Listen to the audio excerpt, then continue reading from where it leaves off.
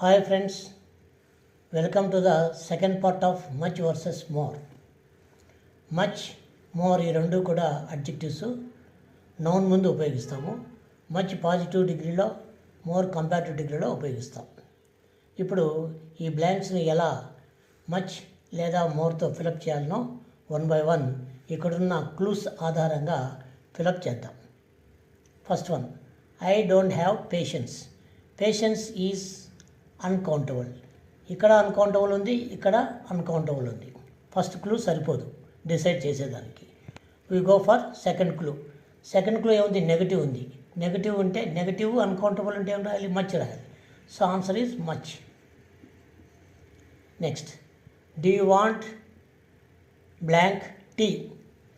Tea is uncountable. ఇక్కడ uncountable ఉంది. First clue సరిపోదు.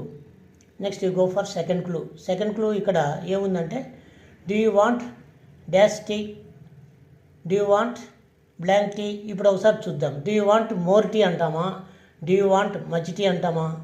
జనరల్గా do you want more tea, do you want more coffee, do you want more meal, అట్లా more అని ఉపయోగిస్తాం. అంటే ఇక్కడ ఇంకా కావాలనా అనే అర్థంలో ఉపయోగిస్తాం. అంటే అడిషనల్ అని అర్థం. సెకండ్ క్లూ ఏంటి? Additional. So uncountable, additional, so more. Next, I need dash more money. ఇక్కడ first clue money uncountable, uncountable, uncountable. First clue సరిపోదు. You go for second clue. Second clue ఏముందంటే ఇక్కడ మోర్ అనే comparative ఉంది. ఇక్కడ చెప్పాము third పాయింట్లో. బ్లాంక్ సిడి అడ్జెక్టివ్. బ్లాంక్ పక్కన మోర్ సిడి అడ్జెక్టివ్ ఉంటే అప్పుడు మచ్ ఉపయోగించాలి. So much more. I need much more money. నాకు ఇంకా ఎక్కువ డబ్బు కావాలి అని దీని అర్థం. I need much more money. So ఇక్కడ మోర్ కంపారిటివ్ ఉంది కాబట్టి, కంపారిటివ్ అడ్జెక్టివ్ ఉంది కాబట్టి దాని ముందు మచ్ ఉపయోగిస్తాం.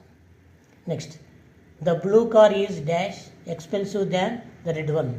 ఇక్కడ క్లియర్గా కంపారిటివ్ కనపడుతోంది, ఎక్స్పెన్సివ్ దాన్ అని. ఇంకా ఫస్ట్ క్లూ సరిపోతుంది. కంపారిజన్ ఉన్నప్పుడు మోర్ ఉపయోగిస్తామని.